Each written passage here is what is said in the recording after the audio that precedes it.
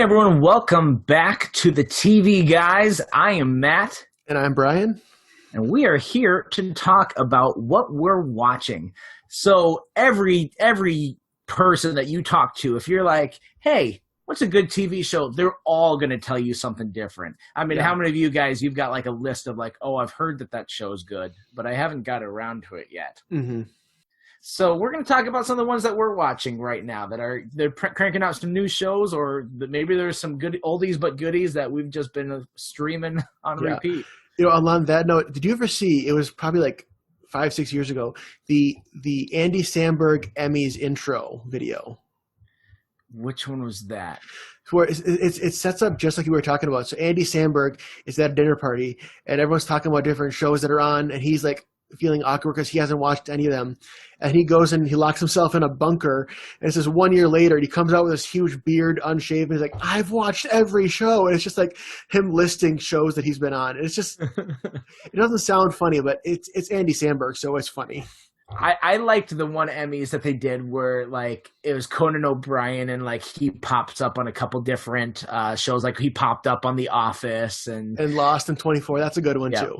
Yeah, definitely check out the Andy Samberg Emmys intro. It's on YouTube. I've watched it so many times. Speaking of Andy Samberg, I think it was last year that they were going to have a Lonely Island song about all these like popular movies that aren't going to get nominated for Oscars, like superhero ones and stuff like that. So Lonely Island was going to do a song about these movies in recap, and I saw like lyrics that they had, or maybe like they had like this initial recording of what they were going to do, but they hadn't recorded it themselves. But it's just like, this is funny. This is some really funny stuff, and they didn't go with it. I haven't thought about the Lonely Island in forever. Yeah. Well, now you did. All right. So because we like things in threes, we've got 3 shows that we're watching. So Brian, why don't you go ahead and tell us one of the shows that you're watching? All right, I'll start with the one that I'm kind of the least into at this point, and I'm sorry if you're super into it. It's a popular show. It's This Is Us.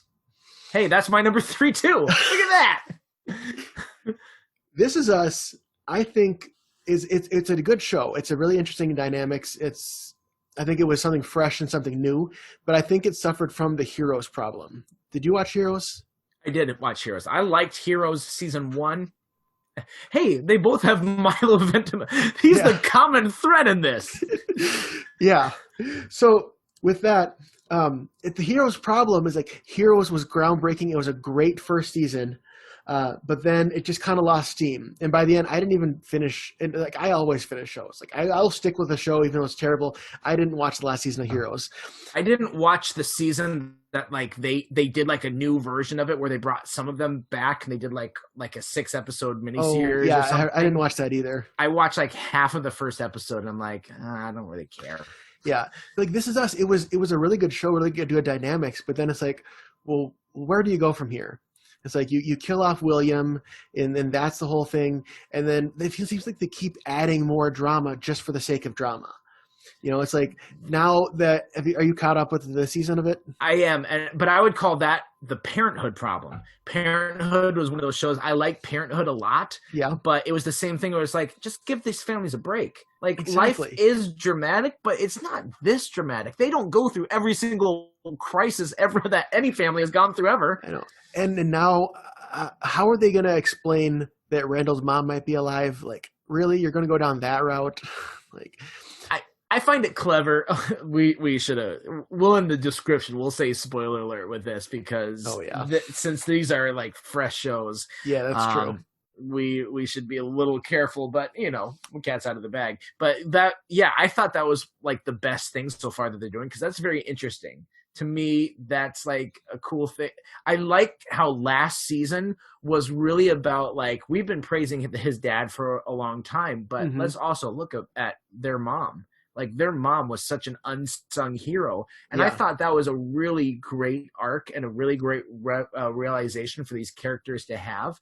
And then now to have that dual thing of like, well, we've already had Randall's 2 dads, but let's take a moment. Let's look at Randall's 2 moms, the 2 people that one shaped him and one like physically shaped him, I guess. Yeah. But Another thing I really liked about This Is Us, which I think was 2 seasons ago now, was everything about Nikki when they found out that Uncle Nicky was alive. Yeah. And I had an idea that I think would have been really interesting if throughout all of This Is Us, when they go do the flashbacks, if like we're only allowed to see flashbacks of where someone in the present day can remember it. If they establish that, like we can't see anything that someone in the present day doesn't remember it, that would bring the whole Nikki thing to another level. Because then we would finally be able to like unlock Jack's childhood, which we wouldn't have been able to see, even though we've seen that's not the case, and we've seen some of Jack's childhood. Yeah. Yeah. The thing that I don't like, because this is my number 3 too, so that's why we're talking about it for a little longer. But the thing that I don't like about what they're doing with this season so far, I like to watch shows for entertainment. I like to kind of escape a little bit, and it's been stressful with the pandemic. I don't like the constant reminder. I get why they're doing it, and I get there's like this is the reality, and this is what's happening to people, and so they do want to address it and show how these characters are dealing with it.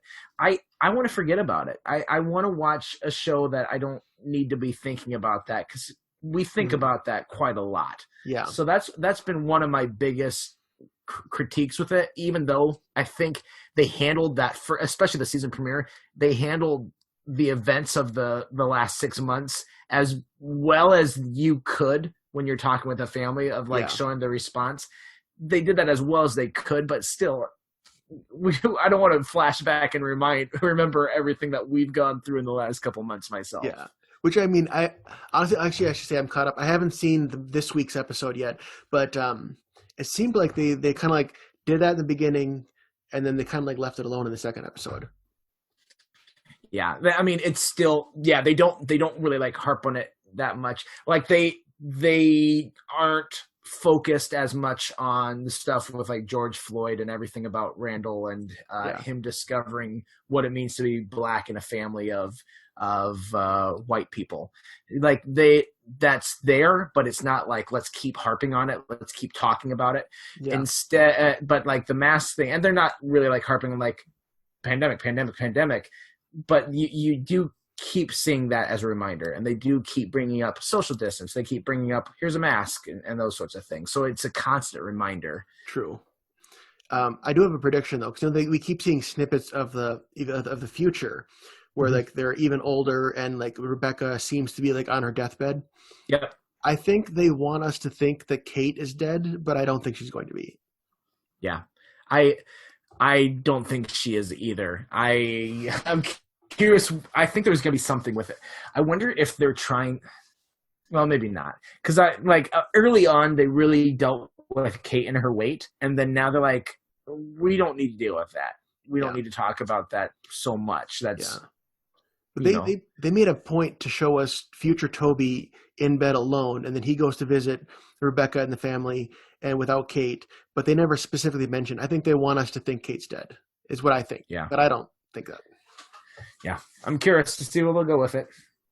Well, since you just did your 3 and I told you it's mine, now we'll flip here. So I'll go ahead and be the first to talk about my number 2 that I'm watching. Both my number 2 and number 1, this might give them away, but they're both Disney Plus shows. So number 2 is based off of a movie from 1980 called The Right Stuff, which itself is based off of the space race in the 1950s and 60s. Mainly 60s. It really picks up in mid 60s.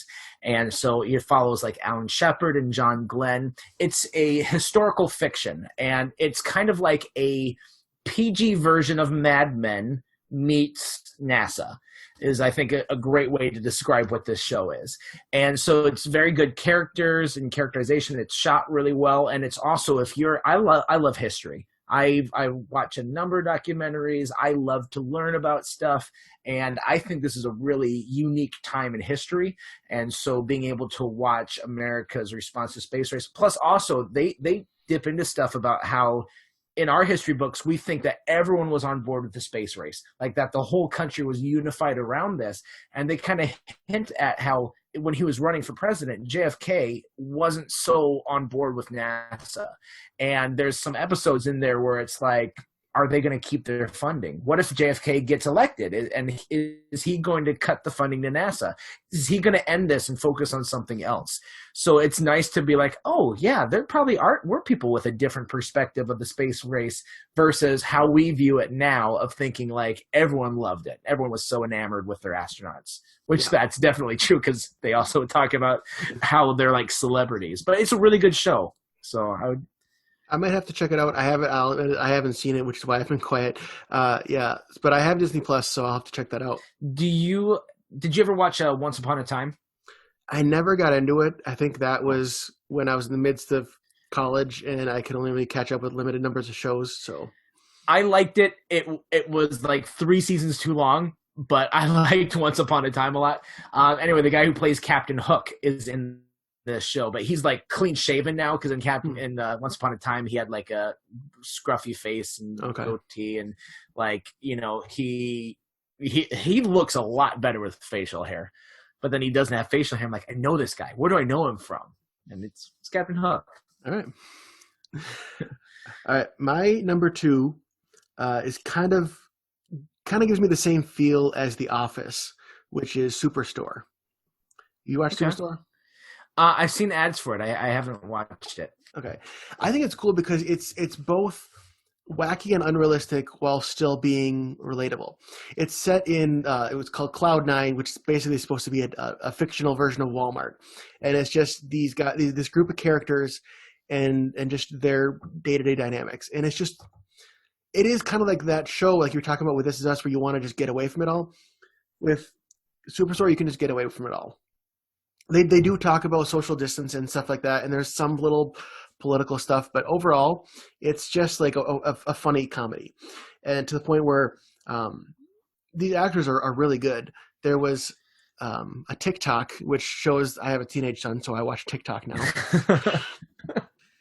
where it was like a time, like a before and after of a lot of these characters, the actors getting into their makeup and hair trailer and seeing what they really look like, and all of a sudden that cuts to them in character, and it's like, wow, some of these guys just completely transform themselves.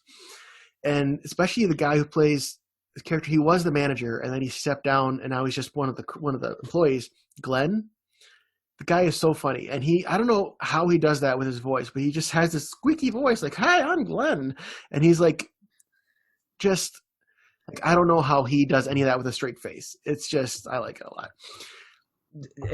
Am I right in that this show has an actor who's in a wheelchair, but that they like, do they have a character who's a wheelchair handicapped character? They do, and the actor is not, though. Okay. Who plays it's Garrett, who you might know from Parks and Rec as one of the stoner animal control guys. Oh my gosh, those guys are hilarious. Yeah, his name is Colton Dunn, and yeah, he's super funny. Basically, his whole role in the show is to just sit there and make snarky comments. He's like the Statler and Waldorf of the Superstore. You need people like that. Yeah. So I wasn't sure if he was actually handicapped in real life, because I know that I think it's really cool, because I don't know how much they do with it either. But I think one of the best ways for like inclusion for either people of color or for disabled or anything like that is to just have these characters and not really make it like, because a lot of times, like, if they're disabled, then that's a defining part of their character, and they have arcs about that. So I don't know with Superstore if they make that a part of his character, or it's just like he just happens to be handicapped. Yeah. He just happens to be handicapped. Like, I caught up with the show a couple seasons ago, so I didn't see like the first 3 seasons of it. So maybe there was a storyline in the beginning, but as far as I know, that really hasn't been part of the story. Gotcha. And I don't know if this is a plus or a minus of it, but there are 2 characters that are direct parallels. There is definitely a Dwight character, her name is Dina, and she's like the assistant manager, and she's got all the power hungriness that Dwight has and the really ridiculousness of Dwight. And then there is absolutely a Jerry from Parks and Rec, who is also a woman. It's this woman named Sandra, and she's just like never stands up for herself, but you still root for her. Like, she has her own love story, but it's just like she's the Jerry. And so if you like those I characters, love Jerry. I love Jerry in Parks and Rec. It's like they start off making him a butt of the joke, but then they realize like, no, let's make it like that we love him, like that he's just such a kind person. He's just a doof, you know. well, did you see when Parks and Rec was on Entertainment Weekly and they specifically had his face be behind the letters? No, that's a Mike Wazowski move. Yeah, but like, normally you have the Entertainment Weekly title, and like sometimes people's face can be covering the letters, which is fine. But no, they're all covering it, and then Jerry's face is obscured by the titles of an Entertainment Weekly, which is just funny. A great joke. Right. All right. So going back to Disney Plus. My other show, this is probably one that you could guess if you're listening. You probably guess that I'm watching The Mandalorian.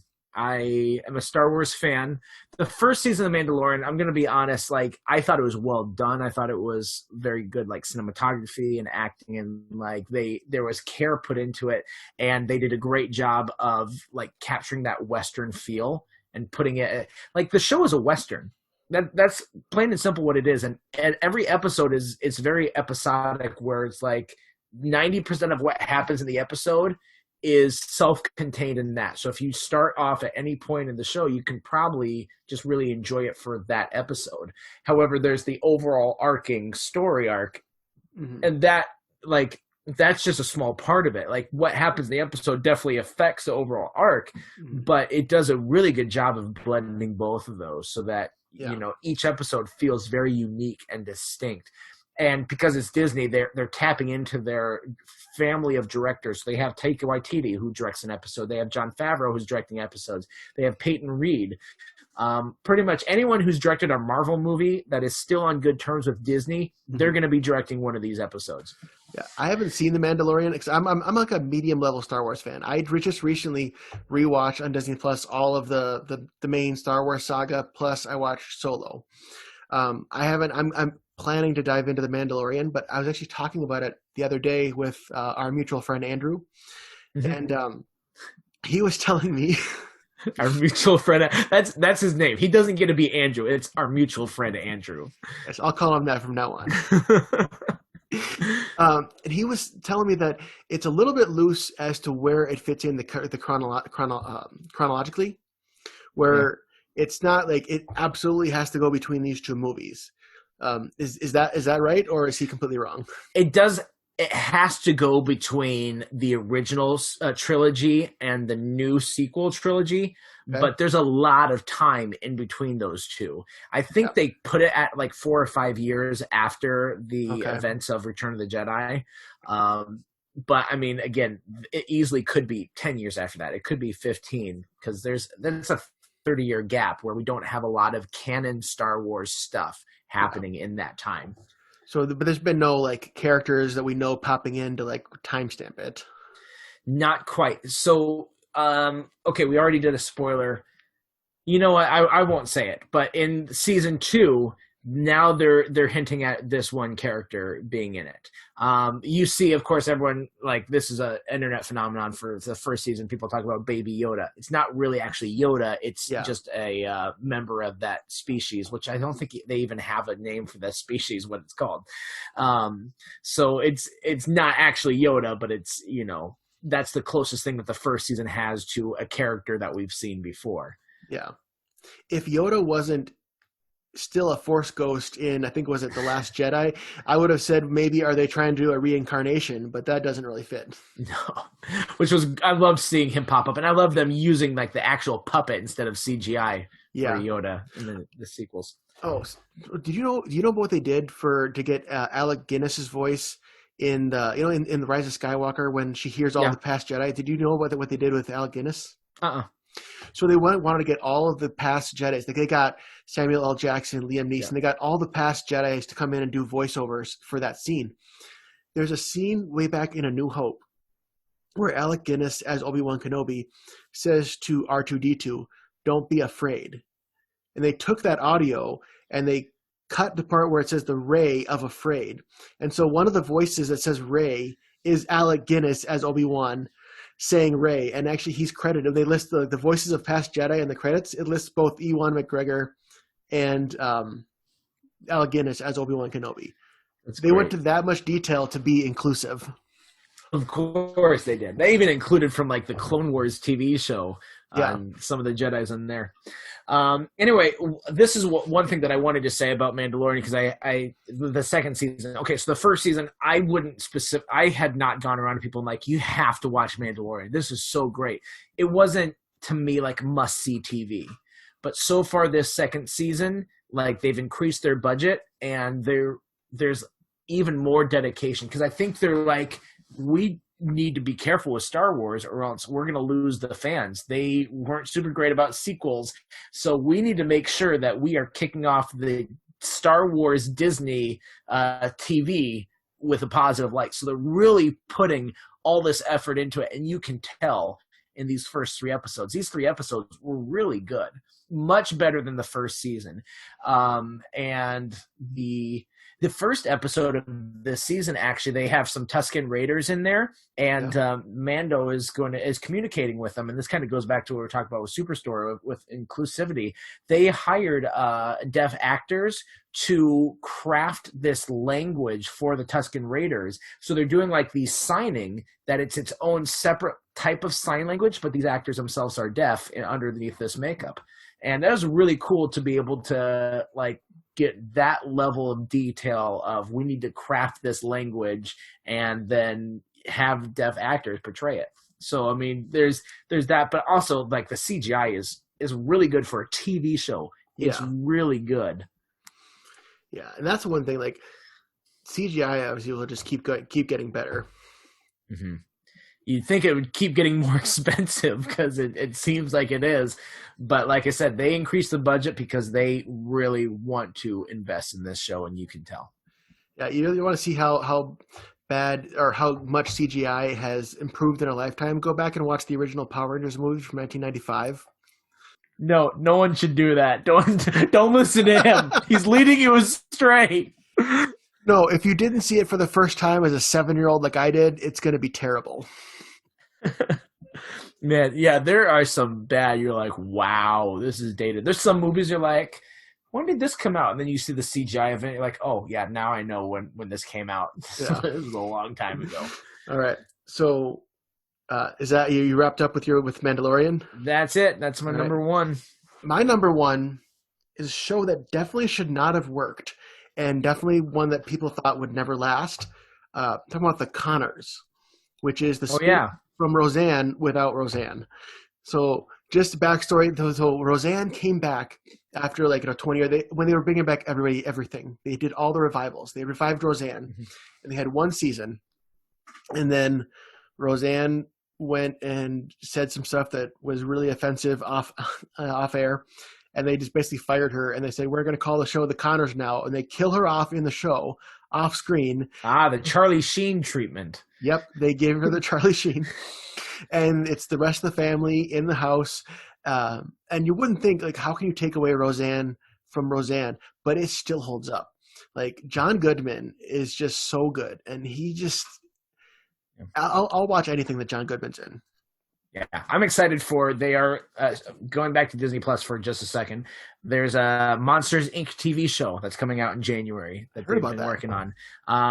It's going to have Billy Crystal and John Goodman back in it. They're not the main characters, but they're going to be in it. Yeah, I think they have to have that just to, like, bring people in. Yeah, absolutely. Yeah.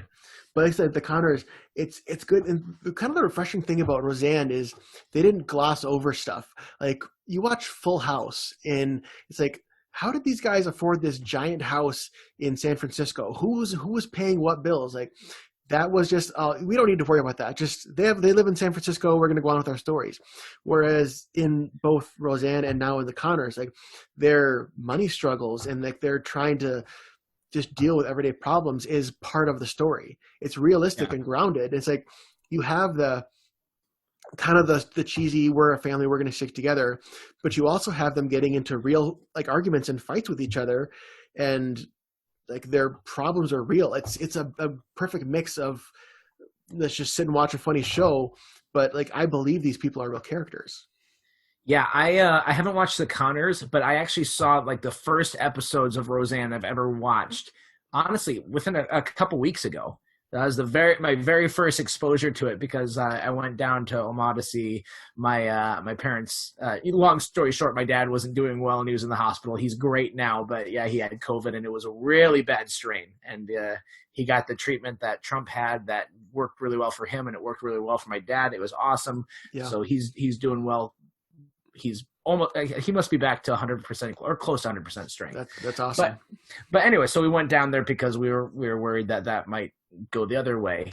But that was on TV. We don't have cable ourselves, and so my mom would just have that on, and so I watched a couple episodes, and I agree with you. I think I've watched some of Full House, but I watched it later in life when I wasn't a kid or a teenager, and I watched. I'm like, people loved this. This just feels hokey to me. Yeah. But yet I watched Roseanne. I'm like, this doesn't feel hokey. It feels realistic. It feels more grounded than like Everybody Loves Raymond, but it feels, it feels like that same, like you were saying, the same feelings that you would get from a Boy Meets World or Full House of like, all of us, let's be together. We're a family. We've learned a lesson together sort of moments.